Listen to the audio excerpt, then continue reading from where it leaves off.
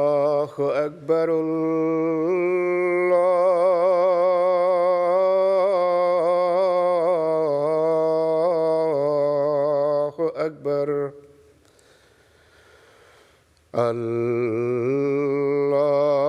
الله أكبر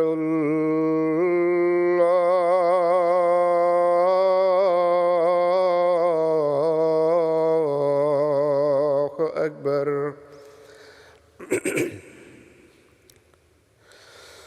أشهد أن لا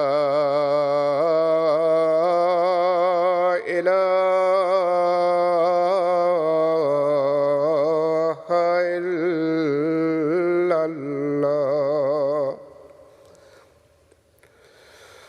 أشهد أن لا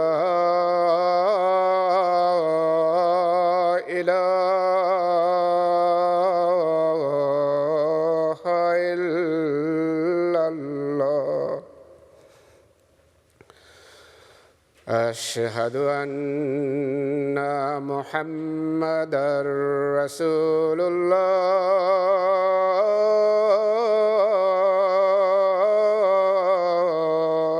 الله أشهد أن محمدًا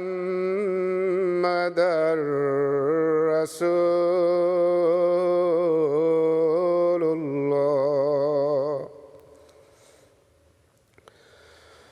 حي على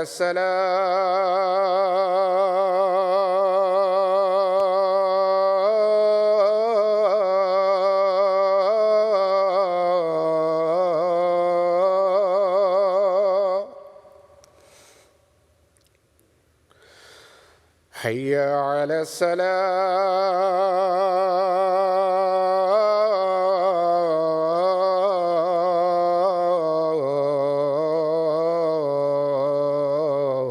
الصلاة حي على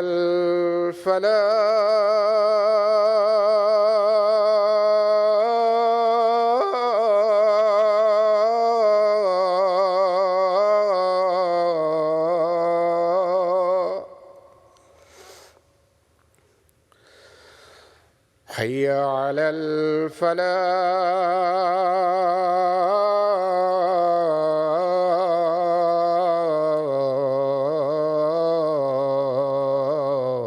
الفلاح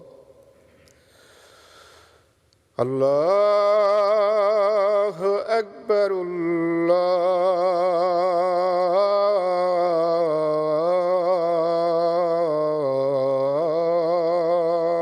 الله أكبر لا إله إلا الله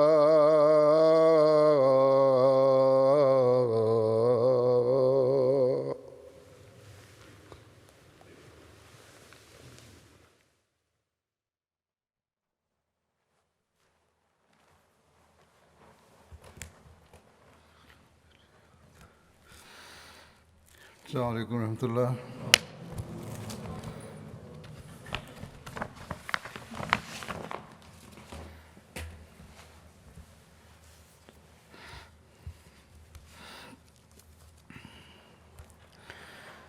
أشهد أن لا إله إلا الله وحده لا شريك له وأشهد أن محمدًا عبده ورسوله أما بعد فأعوذ بالله من الشيطان الرجيم بسم الله الرحمن الرحيم الحمد لله رب العالمين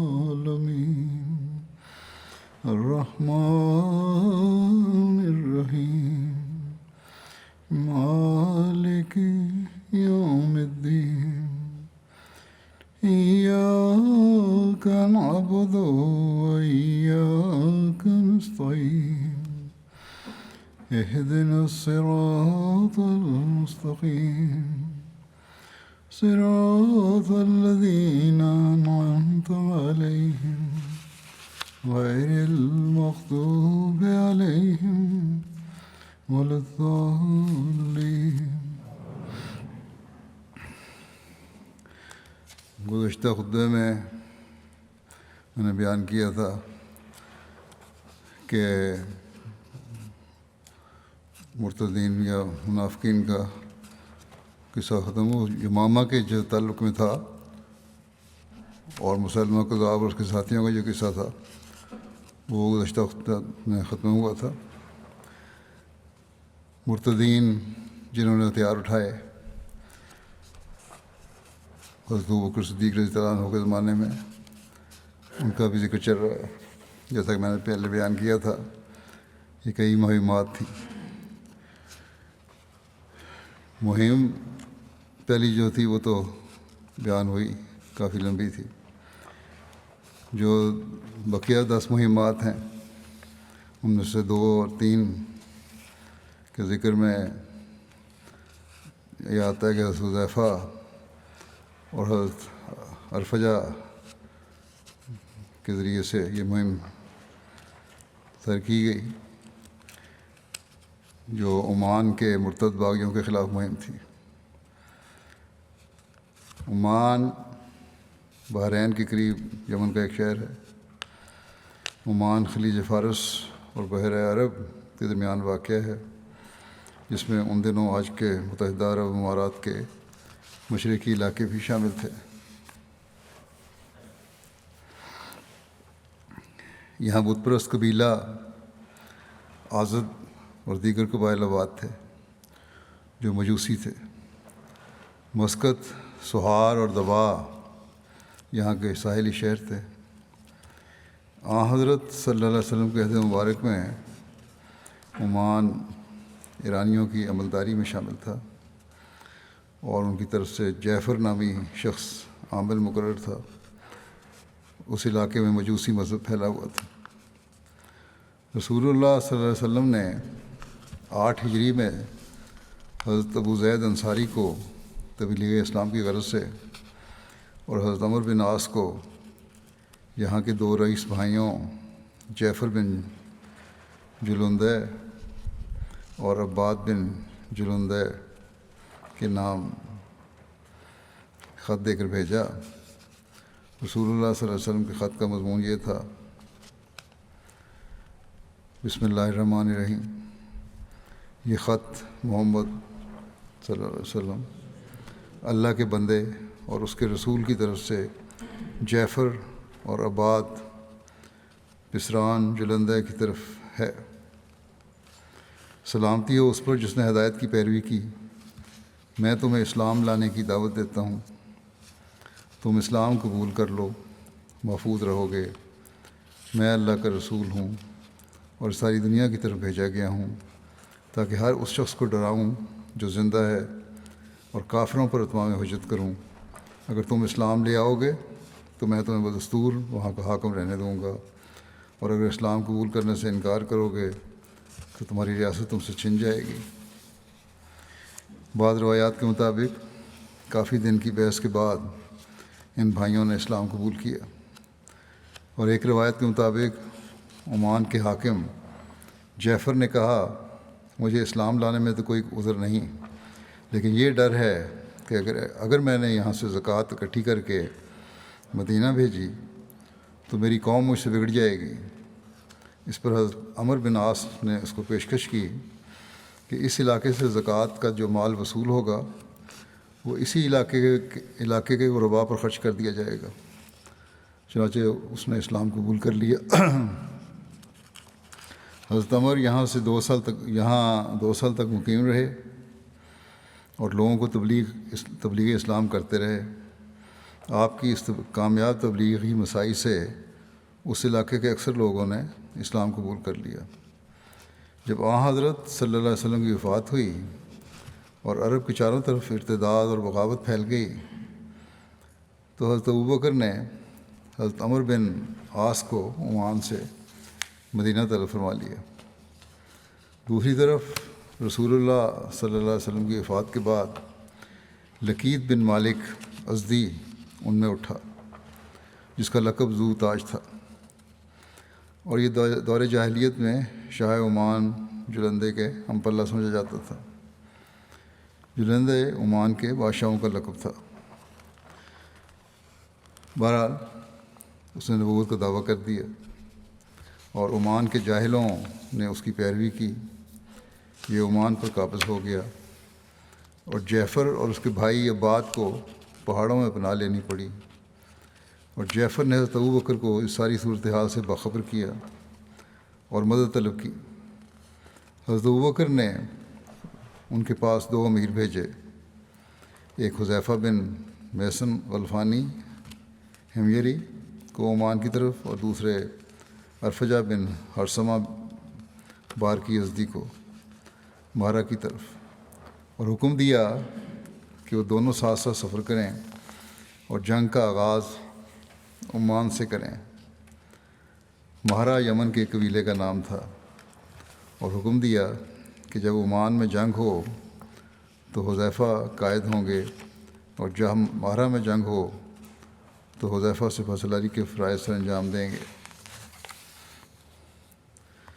حضرت حذیفہ اور حضرت عرفجہ کا تعارف یہ ہے، تاریخی طبری میں حضرت حذیفہ کا نام حذیفہ بن محسن غلفانی بیان ہوا ہے، جبکہ صحابہ کے حالات پر مشتمل کتاب میں ان کا نام حذیفہ قلانی بیان ہوا ہے۔ آپ حضرت ابوبکر کی وفات تک عمان کے والی رہے۔ صحابہ کے حالات پر مشتمل کتب میں حضرت عرفجہ کا مکمل نام عرفجہ بن حذیمہ بیان ہوا ہے۔ علامہ ابن اسیر کے نزدیک ان کے والد کا نام ہرسمہ تھا۔ یہ دشمن کے خلاف جنگی چالوں کے لیے مشہور تھے۔ حضرت ابوبکر نے ان دونوں کی مدد کے لیے حضرت اکرمہ بن ابو جہل کو روانہ کیا۔ اس سے پہلے جنگ یمامہ کی تفصیلات میں مسیلمہ کذاب کے ذکر میں یہ بیان ہو چکا ہے کہ جب حضرت ابوبکر نے حضرت اکرمہ کو فتنہ ارتداد اور بغاوت کا مقابلہ کرنے کے لیے بھیجا اور شرحبیل بن حسنہ کو ان کی مدد کے لیے روانہ کیا، تو اکرمہ کو حکم دیا تھا کہ وہ شرحبیل کے آنے سے پہلے حملہ نہیں کریں گے، لیکن انہوں نے اس کا انتظار کیے بغیر حملہ کر دیا، جس کے نتیجہ میں انہیں شکست کھانا پڑی، جس پر حضرت ابوبکر ان سے ناراض ہوئے اور انہیں عمان کی طرف جانے کا حکم دیا۔ حضرت ابوبکر کے حکم کے مطابق اکرمہ اپنی فوج کے ساتھ عمان کی طرف عرفجہ اور حذیفہ کے پیچھے پیچھے روانہ ہوئے، اور قبل اس کے کہ وہ دونوں عمان پہنچتے، اکرمہ عمان کے قریب ایک مقام رجام میں ان دونوں سے جا ملے، اور انہوں نے جعفر اور اس کے بھائی عباد کے پاس اپنا پیغام بھیج دیے۔ تاریخ کی بعض کتب جیسے کامل ابن اسیر میں اس کا نام ایاز بیان کیا جاتا ہے۔ رجام عمان میں ایک طویل پہاڑی سلسلہ ہے۔ بہرحال مسلمان لشکر کے سرداروں کے پیغام ملنے کے بعد جعفر اور عباد اپنی اپنی قیام گاہوں سے نکلے، جو پہلے چھپ گئے تھے اس مرتد کے نبی کے اعلان ہونے کے بعد، جس نے فوج اپنی بنا لی تھی، اس کی طاقت زیادہ ہو گئی تھی۔ تو بہرحال یہ اپنی قیام گاہوں سے نکلے اور انہوں نے سہار میں آ کر پڑاؤ کیا، اور حذیفہ، عرفجہ اور اکرمہ کو کہلا بھیجا کہ آپ سب ہمارے پاس آ جائیں۔ سہار جو ہے یہ بھی عمان میں پہاڑ سے متصل ایک قصبہ ہے۔ اس کے بارے میں آتا ہے عمان کا ایک بازار جو رجب کے شروع میں 5 راتوں تک لگتا تھا یہاں۔ چنانچہ مسلمانوں کا لشکر سہار میں جمع ہو گیا اور متصلہ علاقے کو مرتدین سے پاک کر دیا۔ ادھر لقید بن مالک کو اسلامی لشکر کے پہنچنے کی خبر ملی تو وہ اپنی فوج لے کر مقابلے کے لیے نکلا، اور دبا کے مقام پر فروکش ہوا۔ اس نے عورتوں، بچوں اور مال و متاع کو اپنے پیچھے رکھا تاکہ اسے جنگ میں تقویت ملے۔ دبا بھی اس علاقے کا شہر تھا اور تجارتی منڈی تھی۔ مسلمان امراء نے لقیط کے ساتھی سرداروں کو خطوط لکھے اور اس کی ابتدا انہوں نے قبیلہ بنو جزید کے رئیس سے کی۔ ان کے جواب میں ان سرداروں نے بھی مسلمان امراء کو خطوط لکھے۔ اس مراسلت کے نتیجہ یہ ہوا کہ یہ سب سردار لقیط سے علیحدہ ہو گئے اور مسلمانوں کے ساتھ آ ملے۔ اسی جگہ یعنی دبا کے مقام پر لقیط کی فوج کے ساتھ پھر گھمسان کی جنگ ہوئی۔ ابتدا میں لقیط کا پلہ بھاری رہا اور قریب تھا کہ مسلمانوں کو شکست ہو جاتی، لیکن اللہ تعالیٰ نے اپنے لطف و کرم سے آسان فرمایا اور اس نازک گھڑی میں مدد نازل فرمائی۔ بحرین کے مختلف قبائل اور بنو عبد القیس کی طرف سے بھاری کمک پہنچ گئی، جس سے ان کی قوت میں اور طاقت میں اضافہ ہو گیا، اور انہوں نے آگے بڑھ کر لقیط کی فوج پر شدید حملہ کر دیا، جس سے لقیط کی فوج کے پاؤں اکھڑ گئے اور وہ بھاگ کھڑے ہوئے۔ مسلمانوں نے ان کا پیچھا کیا اور 10,000 مقاتلین کو طے کیا اور بچوں اور عورتوں کو قید کر لیا، مال و بازار پر قبضہ کر لیا اور اس کا خمس ارفجا کے ہاتھ حضرت ابوبکر کی خدمت میں روانہ کر دیا۔ اس طرح عمان میں بھی اس فتنے کا خاتمہ ہو گیا اور مسلمانوں کی حکومت پائیدار بنیادوں پر قائم ہو گئی۔ جنگ کے بعد حذیفہ نے عمان ہی میں سکونت اختیار کر لی اور یہاں کے حالات کی درستی اور امن و امان قائم کرنے میں مصروف ہو گئے۔ ارفجا تو جیسا کہ ذکر ہوا مال غنیمت لے کر مدینہ چلے گئے اور حضرت اکرمہ اپنے لشکر لے کر ماہرہ کی بغاوت کا سدباب کرنے کے لیے روانہ ہو گئے۔ حضرت اکرمہ کی مرتد باغیوں کے خلاف مہمات کے بارے میں آتا ہے کہ حضرت ابوبکر نے ایک جھنڈا حضرت اکرمہ کو دیا تھا اور ان کو مسلمہ کے مقابلے کا حکم دیا تھا۔ حضرت ابوبکر نے اکرمہ کو مسلمہ کے مقابلے کے لیے یمامہ کی طرف روانہ کیا اور ان کے پیچھے حضرت شرحبیل بن حسنہ کو بھی یمامہ بھیجا تھا۔ حضرت ابوبکر نے ان دونوں کے لیے یمامہ کا نام لیا، البتہ اکرمہ سے فرمایا کہ جب تک شرحبیل نہ پہنچ جائیں حملہ نہیں کرنا، لیکن اکرمہ نے جلدی کی جیسا کہ پہلے ذکر ہو چکا ہے، اور بغیر شرحبیل کے آنے کے پہلے آگے بڑھ کر حملہ کر دیا اور مسلمان نے ان کو پیچھے دھکیل دیا، شکست کھا کر وہ پیچھے ہٹ گئے۔ حضرت شرحبیل بن حسنہ کو جب واقعے کی اطلاع ملی تو وہ جہاں تھے وہیں ٹھہر گئے۔ حضرت ابوبکر نے شرحبیل کو لکھا کہ تم یمامہ کے قریب ہی مقیم رہو یہاں تک کہ تمہیں میرا دوسرا حکم موصول ہو۔ اور حضرت ابوبکر نے حضرت اکرمہ کو یہ لکھا کہ اب میں تمہاری شکل نہیں دیکھوں گا، پہلے بیان ہو چکا ہے، اور نہ ہی تمہاری کوئی بات سنوں گا، مگر بعد اس کے کہ تم کو کارہائے نمایاں سر انجام دو، غیر معمولی کام کر کے دکھاؤ، پھر ٹھیک ہے، پھر میرے پاس آنا۔ پھر آپ نے فرمایا کہ تم عمان جاؤ اور اہل عمان سے لڑو اور حذیفہ اور ارفجا کی مدد کرو۔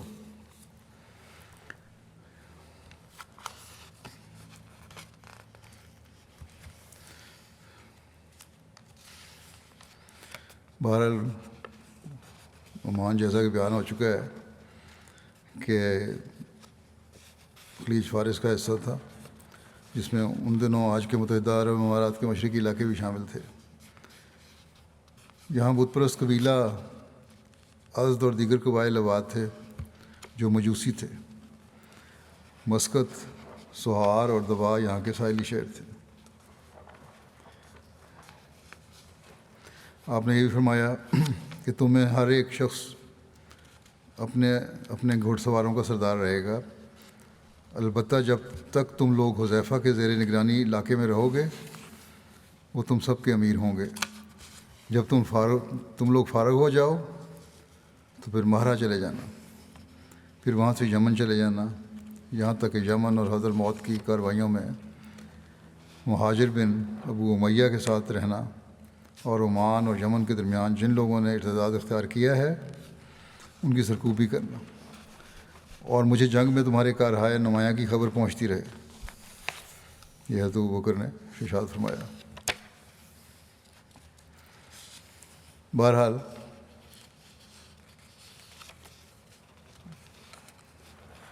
اکرمہ کی روانگی سے قبل حضرت ابوبکر کی ہدایت کے مطابق حذیفہ بن میسن غلفانی اور عمان اور عرفجہ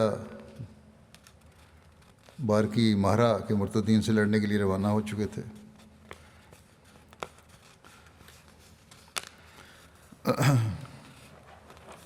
حضرت ابوبکر کے حکم کے مطابق اکرمہ اپنی فوج کے ساتھ عرفجہ اور حذیفہ کے پیچھے پیچھے روانہ ہوئے، اور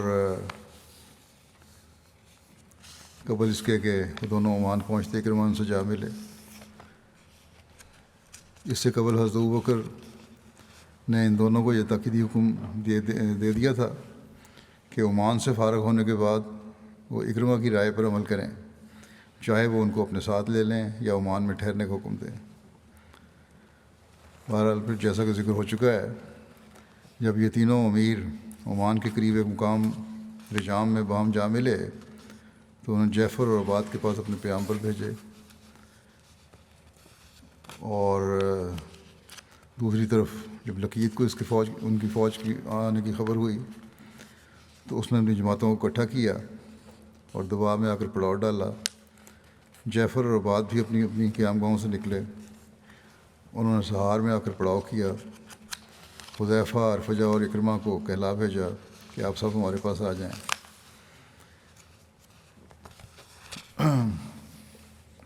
چنانچہ جیسا کہ ذکر ہوا ہے وہ سب ان دونوں کے پاس سہار میں جمع ہو گئے اور اپنے متصلہ علاقے کو مرتدین سے پاک کر دیا، یہاں تک کہ اپنے قرب و جوار میں سب لوگوں سے صلح ہو گئی۔ نیز ان امراء نے لقیط کے ساتھی سرداروں کو خطوط لکھے، انہوں نے بنو جدید کے رئیس سے ابتدا کی۔ اس کے جواب میں سرداروں نے بھی مسلمانوں کو خطوط لکھے، جیسا کہ ذکر ہوا ہے۔ اس نتیجے میں سردار لقیط سے علیحدہ ہو گئے۔ اس کے بعد لقیط کے لشکر کے ساتھ مسلمانوں کی شدید لڑائی ہوئی، اور اس کی تفصیل پہلے آ چکی ہے۔ اس معرکے کے بعد اکرمہ اور حذیفہ اس رائے پر متفق ہوئے کہ حذیفہ عمان میں ہی قیام کریں اور معاملات کو سلجھائیں اور لوگوں کو امن دلائیں، اور حضرت اکرمہ مسلمانوں کی بڑی فوج کے ساتھ دوسرے مشرکین کی سرکوبی کے لیے آگے بڑھ گئے۔ انہوں نے مہرا سے اپنی جنگی کارروائی کی ابتدا کی۔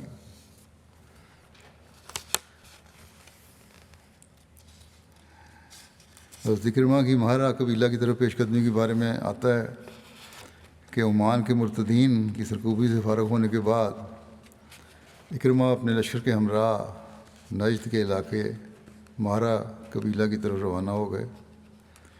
لکھا ہے کہ انہوں نے اہل عمان اور عمان کے ارد گرد کے لوگوں سے اپنی اس مہم کے لیے مدد طلب کی۔ وہ چلتے رہے جہاں تک کہ مہرا قبیلے کے علاقے میں پہنچ گئے۔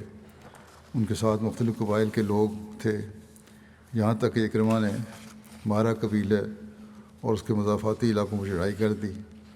ان کے مقابلے کے لیے مہرا کے لوگ دو گروہوں میں تقسیم تھے۔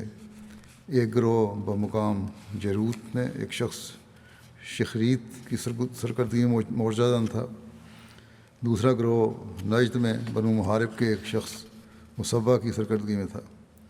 دراصل تمام مہرا اسی لشکر کے سردار کے تابع تھا سوائے شخریت اور اس کی جمعیت کے۔ یہ دونوں سردار ایک دوسرے کے مخالف تھے اور ایک دوسرے کو اپنی طرف بلاتے تھے، اور ان دونوں فوجوں میں سے ہر ایک یہ چاہتا تھا کہ ان کے سردار کو ہی کامیابی حاصل ہو۔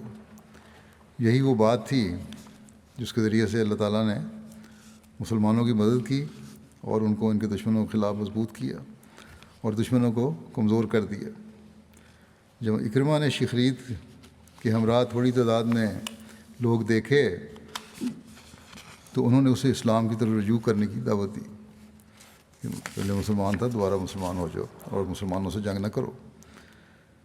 چنانچہ اس ابتدائی تحریک پر ہی شخریت نے ان کی دعوت کو قبول کر لیا، اور اس طرح اللہ نے مصبہ کو کمزور کر دیا۔ پھر اکرمہ نے مصبہ کی طرف پیغامبر بھیجا اور اسے اسلام کی طرف واپس آنے اور کفر سے لوٹنے کی دعوت دی، مگر اس کے ساتھ لوگوں کی جو کثیر تعداد تھی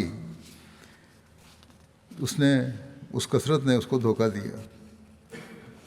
شخریت کے اسلام لانے کی وجہ سے مصبہ میں دوری مزید بڑھ گئی، مصبہ اور شخریت کی۔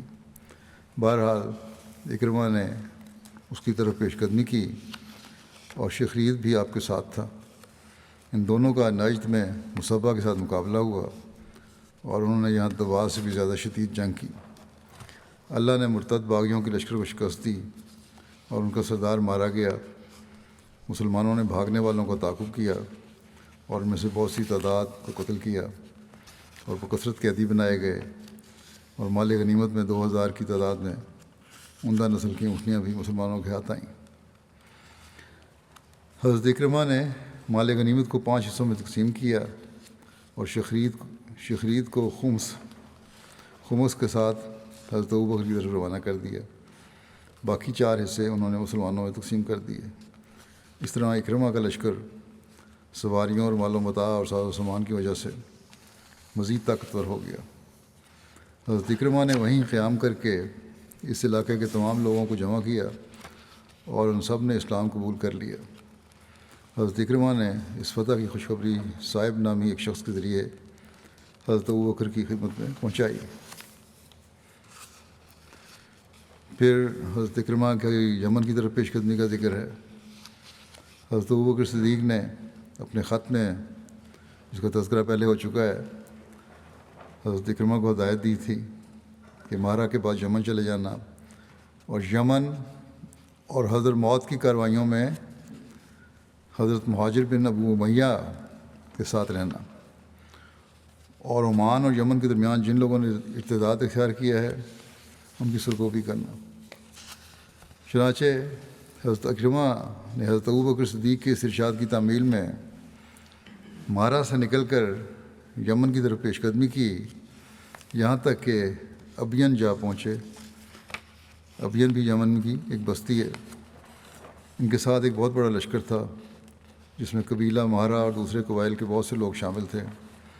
حضرت اکرمہ نے اپنا مکمل قیام جنوبی یمن میں ہی رکھا اور وہاں نخا اور حمیر کے قبائل کی سرکوبی میں مشغول رہے، اور شمالی یمن کی طرف بڑھنے کی نوبت ہی نہ آئی۔ حضرت اکرمہ نے قبیلہ نخا کے مفرور لوگوں کو پکڑ لینے کے بعد اس قبیلے کے لوگوں کو جمع کیا اور ان سے پوچھا کہ تم لوگوں کی اسلام کے بارے میں کیا رائے ہے؟ تو انہوں نے کہا کہ جاہلیت کے زمانے میں بھی ہم اہل مذہب تھے، مذہب سے ہمیں لگاؤ تھا، ہم عرب ایک دوسرے پر چڑھائی نہیں کرتے تھے، تو ہمارا اس وقت کیا حال ہوگا جب ہم اس دین میں داخل ہو جائیں جس کی فضیلت سے ہم واقف ہو چکے ہیں اور اس کی محبت ہمارے دلوں میں داخل ہو چکی ہے، یعنی اسلام کی محبت ہمارے دلوں میں اب داخل ہو چکی ہے۔ حضرت اکرمہ نے جب ان کے بارے میں تحقیقات کی کہ دل سے یہ کہہ رہے ہیں یا صرف جان بچانے کے لیے، تو معلوم ہوا کہ معاملہ ویسا ہی ہے جیسا کہ انہوں نے بیان کیا تھا۔ وہ حقیقت میں صحیح بیان دے رہے تھے۔ ان کے عوام بدستور اسلام پر ثابت قدم رہے، البتہ ان کے خواص میں سے جو مرتد ہو گئے تھے وہ بھاگ گئے۔ اس طرح حضرت اکرمہ نے نخا اور حمیر قبائل کو ارتداد کے الزام سے بری قرار دیا اور وہ ان کو جمع کرنے کے لیے وہیں مقیم رہے۔ ابین میں حضرت اکرمہ کی اقامت سے اسود انسی کی باقی ماندہ جماعت پر گہرا اثر پڑا، جس کی قیادت قیس بن مکشوح اور عمر بن مادی قریب کر رہے تھے۔ صنعاء سے بھاگنے کے بعد قیس صنعاء کے مابین چکر کاٹتا رہا اور عمر بن مادی قریب اسود انسی کی لہج میں موجود پارٹی میں شامل ہوا تھا، لیکن جب حضرت اکرمہ ابین پہنچے تو تو دونوں یعنی قیس اور عمر بن مادی کرب آپ سے قتال کے لیے اکٹھے ہو گئے، جنگ کے لیے تیار ہو گئے، لیکن جلد ہی دونوں میں اختلاف ہوا اور ایک دوسرے سے جدا ہو گئے۔ اس طرح حضرت اکرمہ کے مشرق کی طرف سے آنے نے لاہج میں موجود مرتدین کی جماعتوں کے خاتمے میں اہم کردار ادا کیا۔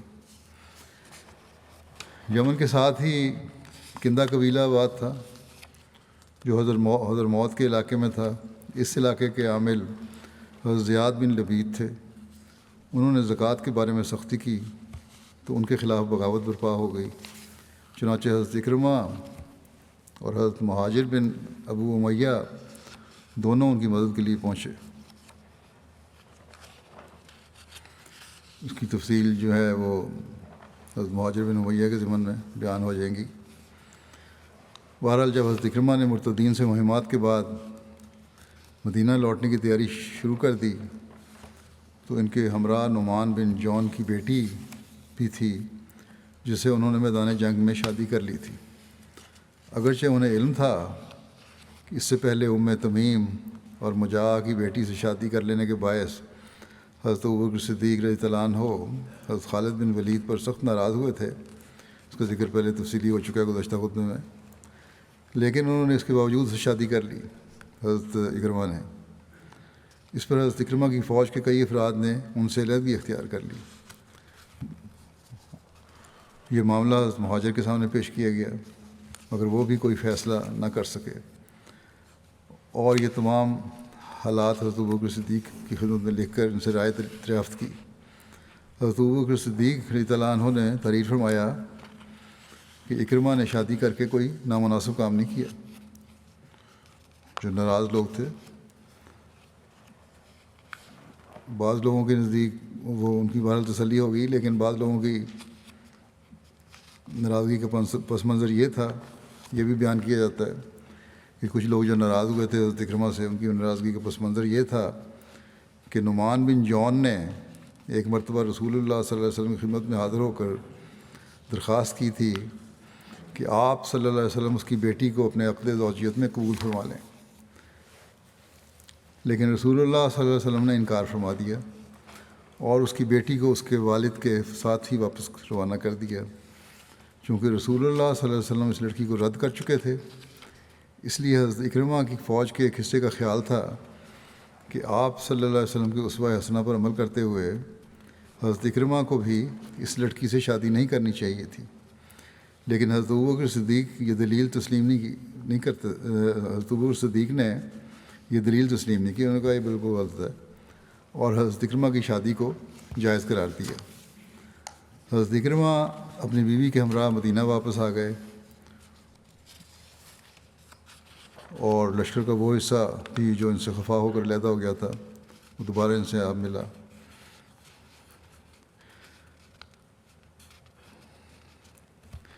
اسماء بنت نعمان بن جون جس لڑکی کا ذکر ہے اس کا مختصر تعارف یہ ہے۔ حضرت اکرمہ نے جس خاتون سے شادی کی تھی، بخاری اور دیگر کتب حدیث میں اس کی بابت روایات مذکور ہیں۔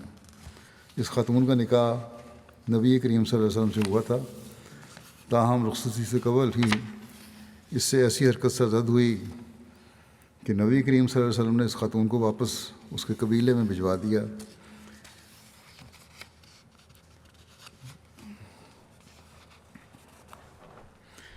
ان کے نام سمیت واقعات میں بہت اختلاف بھی ہے۔ بعض نے ان کی شادی حضرت مہاجر بن امیہ بن ابی امیہ سے بھی بیان کی ہے۔ بہرحال اس واقعہ کی تفصیلات کا ذکر کرتے ہوئے حضرت مسلم موعود رضی اللہ عنہ نے بیان فرمایا ہے کہ جب عرب فتح ہوا اور اسلام پھیلنے لگا تو کندہ قبیلہ کی ایک عورت جس کا نام اسماء یا امیمہ تھا اور وہ جونیہ یا بنت الجون بھی کہلاتی تھی، اس کا بھائی لقمان رسول کریم صلی اللہ علیہ وسلم کی خدمت میں اپنی قوم کی طرف سے بطور وفد حاضر ہوا، اور اس موقع پر اس نے یہ بھی خواہش کی کہ اپنی ہمشیرہ کی شادی رسول کریم صلی اللہ علیہ وسلم سے کر دے، اور بالمشافہ رسول کریم صلی اللہ علیہ وسلم سے درخواست بھی کر دی کہ میری ہمشیرہ جو پہلے ایک رشتہ دار سے بیاہی ہوئی تھی اب بیوہ ہے، نہایت خوبصورت اور لائق ہے، آپ اسے شادی کر لیں۔ رسول کریم صلی اللہ علیہ وسلم کو چونکہ قبائل عرب کا اتحاد منظور تھا، آپ نے اس کی دعوت منظور کر لی اور فرمایا 12.5 اوقیہ پر چاندی پر نکاح پڑھ دیا جائے۔ اس نے کہا یا رسول اللہ، ہم معزز لوگ ہیں، مہر تھوڑا ہے۔ آپ نے فرمایا اس سے زیادہ میں نے اپنی کسی بیوی یا لڑکی کا مہر نہیں باندھا۔ جب اس نے رضامندی کا اظہار کر دیا تو نکاح پڑھا گیا، اور اس نے رسول کریم صلی اللہ علیہ وسلم سے درخواست کی کہ کسی آدمی کو بھیج کر اپنی بیوی منگوا لیجیے۔ آپ صلی اللہ علیہ وسلم نے ابو اسید کو اس کام پر مقرر کیا۔ وہ وہاں تشریف لے گئے، جونیہ نے ان کو اپنے گھر بلایا تو حضرت ابو اسید نے کہا کہ رسول کریم صلی اللہ علیہ وسلم کی بیویوں پر حجاب نازل ہو چکا ہے۔ اس پر اس نے دوسری ہدایات دریافت کیں جو آپ نے بتا دیں، اور اونٹ پر بٹھا کر مدینہ لے آئے اور ایک مکان میں جس کے گرد کھجوروں کا درخت بھی تھا لا کر اتارا۔ اس کے ساتھ اس کی دایا بھی اس کے رشتہ داروں نے روانہ کی۔ حضرت مسلم موعود لکھتے ہیں کہ جس طرح ہمارے ملک میں بھی ایک امیر لوگ جو ہیں ایک بے تکلف نوکر ساز کر دیتے ہیں تاکہ اسے کسی قسم کی تکلیف نہ ہو لڑکی کو۔ چونکہ یہ عورت حسین مشہور تھی اور یوں بھی عورتوں کو دلہن دیکھنے کا شوق ہوتا ہے، مدینہ کی عورتیں اس کو دیکھنے گئیں، اور اس عورت کے بیان کے مطابق کسی عورت نے اس کو سکھا دیا کہ رو پہلے دن ہی ڈالا جاتا ہے۔ جب رسول کریم صلی اللہ علیہ وسلم تیرے پاس آئیں تو کہہ دینا کہ میں آپ سے اللہ کی پناہ مانگتی ہوں۔ اس پر وہ تیرے سے زیادہ گرویدہ ہو جائیں گے۔ اگر یہ بات اس عورت کی بنائی ہوئی نہیں ہے، یعنی جس کی شادی تھی، تو کچھ تعجب نہیں۔ مسلم موعود لکھتے ہیں کہ کوئی تعجب نہیں کہ کسی منافق نے اپنی بیوی یا اور کسی رشتہ دار کے ذریعے یہ شرارت کی ہو، اس طرح کا فکرہ کہلوانا۔ غرض جب اس کی آمد کی اطلاع رسول اللہ صلی اللہ علیہ وسلم کو ملی تو آپ اس گھر کی طرف تشریف لے گئے جو اس کے لیے مقرر کیا گیا تھا۔ احادیث میں لکھا ہے کہ اس کا ترجمہ یہ ہے کہ جب رسول کریم صلی اللہ علیہ وسلم اس کے پاس تشریف لائے تو آپ نے اسے فرمایا کہ تو اپنا نفس مجھے ہبہ کر دے۔ اس نے جواب دیا کیا ملکہ بھی اپنے آپ کو عام آدمیوں کے سپرد کیا کرتی ہے؟ نعوذ باللہ، اپنے آپ کو بڑا ظاہر کیا۔ ابو اسید کہتے ہیں کہ اس پر رسول کریم صلی اللہ علیہ وسلم نے اس خیال سے کہ اجنبیت کی وجہ سے گھبرا رہی ہے اسے تسلی دینے کے لیے اس پر اپنا ہاتھ رکھا۔ آپ نے اپنا ہاتھ ابھی رکھا ہی تھا کہ اس نے یہ نہایت ہی گندا اور نامعقول فکرہ کہہ دیا کہ میں تجھ سے اللہ تعالیٰ کی پناہ مانگتی ہوں۔ چونکہ نبی خدا تعالیٰ کا نام سن کر ادب کی روح سے بھر جاتا ہے اور اس کی عظمت کا متوالا ہوتا ہے، اس کے اس فکرے پر آپ نے فوراً فرمایا کہ تو نے ایک بڑی ہستی کا واسطہ دیا ہے اور اس کی پناہ مانگی ہے جو بڑا پناہ دینے والا ہے، اس لیے میں تیری درخواست کو قبول کرتا ہوں۔ چنانچہ آپ اسی وقت باہر تشریف لے آئے اور فرمایا اے ابو اسید، اسے 2 چادریں دے دو اور اس کے گھر والوں کے پاس پہنچا دو۔ چنانچہ اس کے بعد اسے مہر کے حصے کے علاوہ بطور احسان 2 راز کی چادریں دینے کا بھی حکم دیا۔ سفید لمبی سوتی چادریں تھیں بڑی اچھی، تاکہ قرآن کریم کا حکم وَلَا تَنْسَبُوا الْفَضْلَ بَيْنَكُمْ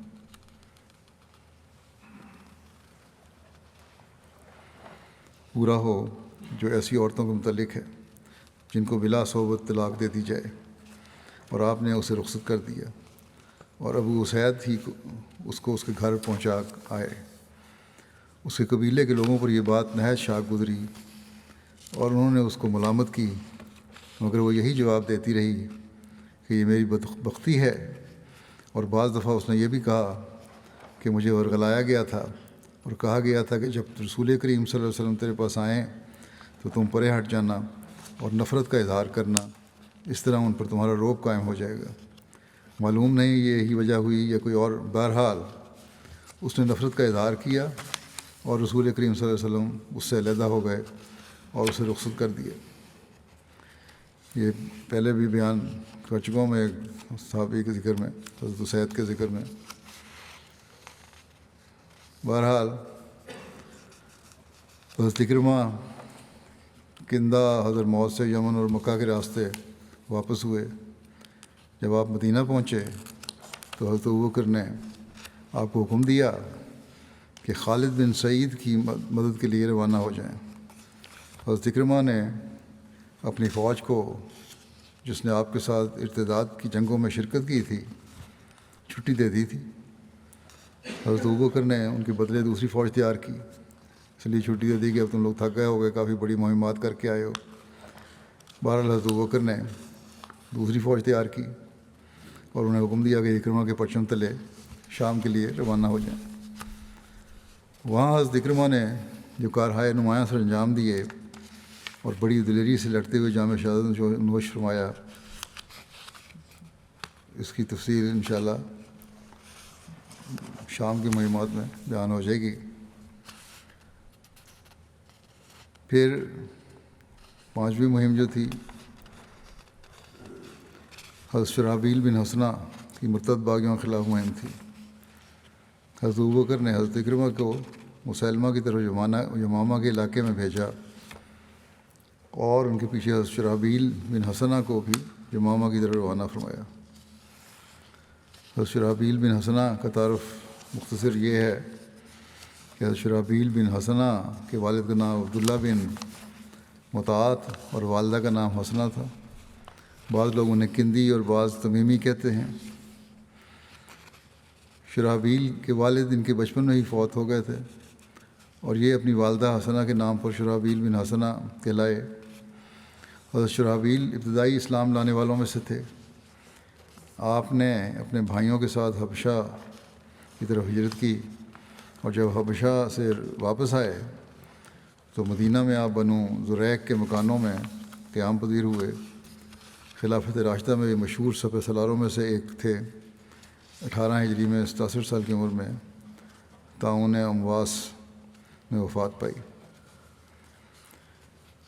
بہرحال جیسا کہ ذکر ہو چکا ہے کہ اکرمہ نے حضرت ابوبکر کے حکم کے باوجود کہ حضرت شرحبیل کے پہنچنے سے پہلے حملہ نہ کرنا، انہوں نے جلدی کی اور حضرت شرحبیل کے آنے سے قبل ہی مسیلمہ پر حملہ کر دیا تاکہ فتح کا صحرا انہی کے سر بندھے۔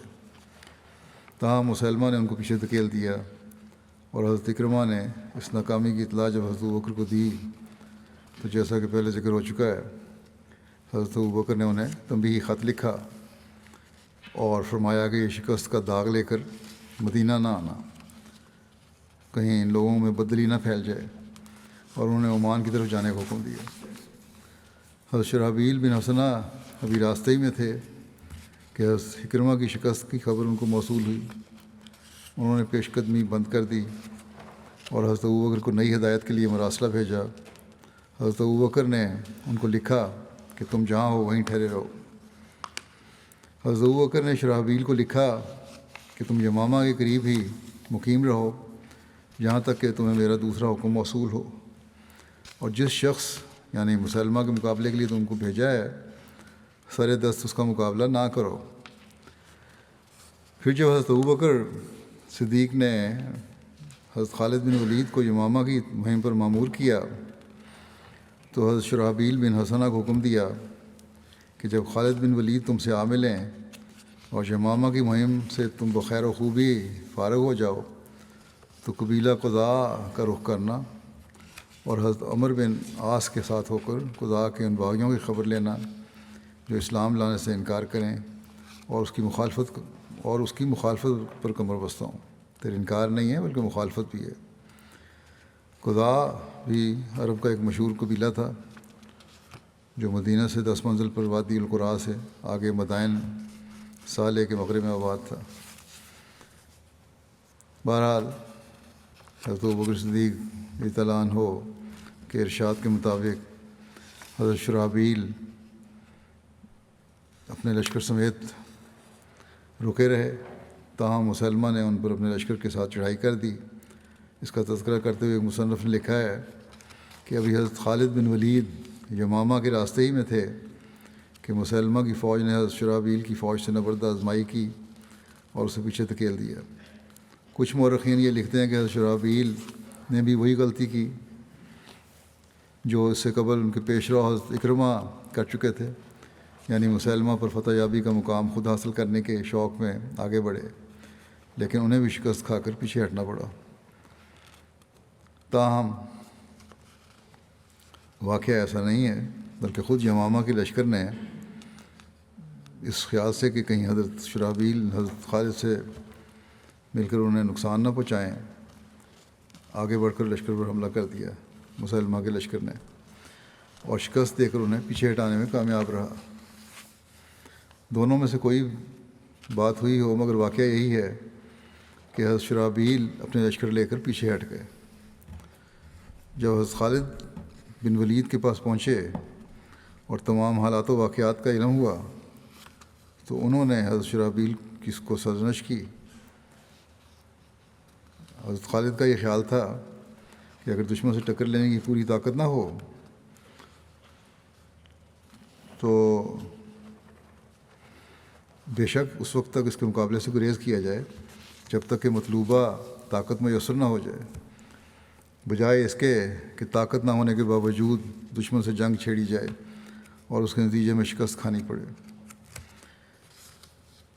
بہرحال پھر بعد میں حضرت شرحبیل حضرت خالد بن ولید کے ساتھ جنگ میں شریک رہے۔ حضرت خالد بن ولید نے حضرت شرحبیل کو مقدمۃ الجیش پر نگران مقرر کیا، یعنی فوج کا جو اگلا حصہ تھا اس کا نگران انہوں نے بنایا، اور میمنہ اور میسرہ دائیں اور بائیں پر زید بن خطاب اور ابو حذیفہ بن عتبہ بن ربیعہ کو مقرر فرمایا۔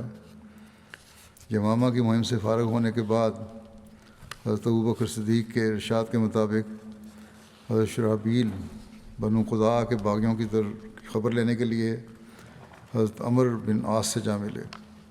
چنانچہ لکھا ہے کہ حضرت شرحبیل اور حضرت عمر بن عاص قضاء کے مرتد باغیوں پر حملہ کرنے لگے۔ حضرت عمر بن عاص نے قبیلہ سعد اور بلق پر چڑھائی کی، اور حضرت شرحبیل نے قبیلہ کلب اور اس کے تابع قبائل پر چڑھائی کی۔ چھٹی مہم جو ہے یہ حضرت عمر بن عاص کی مرتد باغیوں کے خلاف مہم تھی۔ حضرت ابوبکر نے ایک جھنڈا حضرت عمر بن عاص کو دیا تھا اور ان کو 3 قبائل قضاء، ودیہ اور حارث کے مقابلے پر جانے کا حکم دیا تھا۔ قضاء بھی عرب کا ایک مشہور قبیلہ ہے جو مدینہ سے 10 منزل پر وادی القرا سے آگے مدائن صالح کے مغرب میں آباد ہے۔ حضرت عمر بن عاص کا بھی مختلف یہ ہے کہ آپ کا نام عمر اور کنیز عبداللہ بن عبداللہ یا بعض کے نزدیک ابو محمد تھی۔ آپ کے والد کا نام عاص بن وائل، آپ کی والدہ کا نام نابغہ بنت حرملہ تھا۔ ایک روایت کے مطابق آپ کی والدہ کا اصل نام سلمہ تھا، نابغہ ان کا لقب تھا۔ حضرت عمر بن عاص نے 8 ہجری میں فتح مکہ سے 6 ماہ پہلے اسلام قبول کیا۔ رسول اللہ صلی اللہ علیہ وسلم نے 8 ہجری میں آپ کو عمان کا عامل مقرر فرمایا، اور آپ رسول اللہ صلی اللہ علیہ وسلم کی وفات تک اسی منصب پر رہے۔ اس کے بعد آپ شام کی فتوحات میں شامل ہوئے اور حضرت عمر کے دور خلافت میں فلسطین کے حاکم رہے۔ ان کے کارناموں میں سے ایک نمایاں کارنامہ مصر کی فتح بھی ہے۔ فتح مصر کے بعد حضرت عمر نے ان کو مصر کا حاکم بنا دیا۔ حضرت عثمان کے دور خلافت میں مصر کی حکومت سے معزول ہوئے اور فلسطین میں گوشہ نشینی اختیار کی۔ امیر معاویہ نے آپ کو دوبارہ مصر کا حاکم بنایا اور تا وقت وفات آپ اسی خدمت پر متعین رہے۔ کہا جاتا ہے کہ آپ کی وفات 43 ہجری میں ہوئی، بعض کے نزدیک 47 ہجری میں ہوئی، بعض 48 کہتے ہیں، بعض 51 ہجری میں کہتے ہیں، لیکن 43 ہجری میں وفات والا قول عموماً درست تسلیم کیا جاتا ہے۔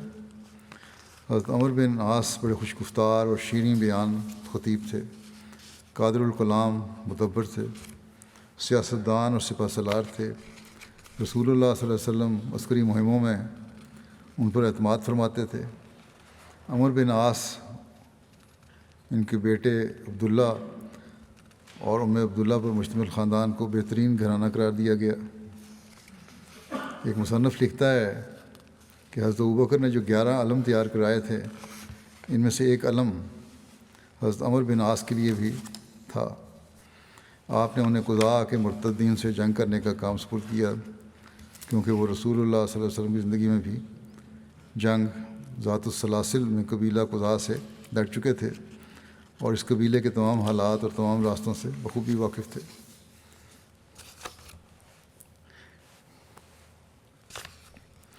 رسول اللہ صلی اللہ علیہ وسلم نے حضرت عمر بن عاص کو ذوالحجہ 8 ہجری میں عمان کے 2 رئیسوں جعفر اور عباد پسران جلندیہ کے پاس ایک تبلیغی خط دے کر روانہ فرمایا تھا۔ یہ سفارت نہایت کامیاب رہی اور اہل عمان حضرت عمر بن عاص کے ہاتھ پر اسلام لے آئے۔ رسول اللہ صلی اللہ علیہ وسلم نے اظہار خوشنودی کے طور پر آپ کو عمان ہی میں زکوٰۃ کی وصولی کے کام پر مقرر فرما دیا۔ آپ عمان ہی میں مقیم تھے کہ آپ کو حضرت ابوبکر رضی اللہ عنہ کے خط کے ذریعے رسول اللہ صلی اللہ علیہ وسلم کی وفات کی خبر ملی۔ آپ کی وفات کے بعد عرب کے بیشتر قبائل مرتد ہو گئے۔ ان کی سرکوبی کے لیے حضرت ابوبکر نے عمر بن عاص کو عمان سے طلب فرمایا، تو آپ حضرت ابوبکر کے حکم کی تعمیل میں عمان سے مدینہ آ گئے۔ جب فتنہ ارتداد اور بغاوت کے سدباب کے لیے حضرت ابوبکر نے 11 امراء مقرر فرمائے تھے، تب حضرت ابوبکر صدیق نے حضرت شرحبیل بن حسنہ کو حکم دیا تھا کہ جب یمامہ کی مہم سے تم بخیر و خوبی فارغ ہو جاؤ تو قبیلہ قضاء کا رخ کرنا اور حضرت عمر بن عاص کے ساتھ ہو کر قضاء کے ان باغیوں کی خبر لینا جو اسلام لانے سے انکار کریں اور اس کی مخالفت پر کمر بستہ ہوں۔ چنانچہ حضرت عمر بن عاص اور حضرت شرحبیل دونوں نے مل کر بنو قضاء کے باغیوں کے خلاف کارروائی کا آغاز کر دیا اور ان پر چھاپے مارنے لگے۔ اس کی تفصیل میں ایک مصنف لکھتے ہیں کہ بنو قضاء خوشی سے اسلام میں داخل نہ ہوئے تھے، بلکہ دیگر قبائل کی طرح انہوں نے بھی خوف کے باعث یا مال و جاہ کی طمع میں اسلام قبول کیا تھا اور ان کے دل اسلام کی محبت سے خالی تھے۔ لہذا رسول اللہ صلی اللہ علیہ وسلم کی وفات کے بعد جو ہی انہیں مسلمانوں کی کمزوری کا احساس ہوا، انہوں نے زکوٰۃ دینے سے انکار کر دیا۔ بارگاہ خلافت سے حکم ملتے ہی عمر بن عاص اپنے لشکر کے ساتھ اسی رستے سے جذام کی جانب روانہ ہوئے جس سے پہلے گئے تھے۔ وہاں پہنچ کر انہوں نے دیکھا کہ بنو قضاء جنگ کے لیے پوری طرح تیار ہیں۔ مقابلہ شروع ہوا، گھمسان کا رن پڑا۔ پہلے کی طرح اب بھی قضاء کو شکست کھانی پڑی اور حضرت عمر بن عاص ان سے زکوٰۃ لے کر اور انہیں دوبارہ حلقہ بگوش اسلام بنا کر مظفر و منصور مدینہ واپس آ گئے۔ یہ باقی جو مہمات ہیں ان کا ذکر انشاءاللہ آئندہ ہوگا۔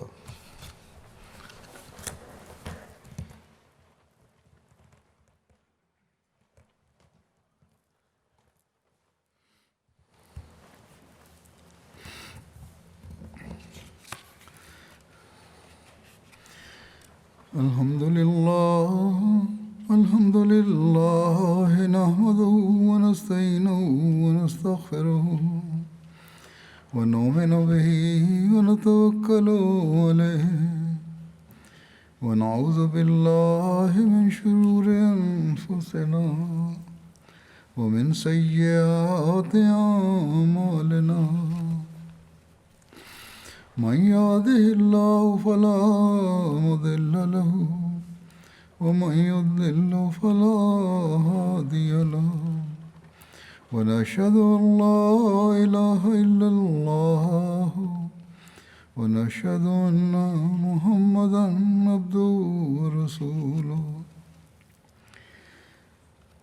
عباد الله رحمكم الله إن الله يأمر بالعدل والإحسان وإيتاء ذي القربى وينهى عن الفحشاء والمنكر والبغي يعظكم لعلكم تذكرون اذكروا الله يذكركم وادعوه يستجب لكم ولذكر الله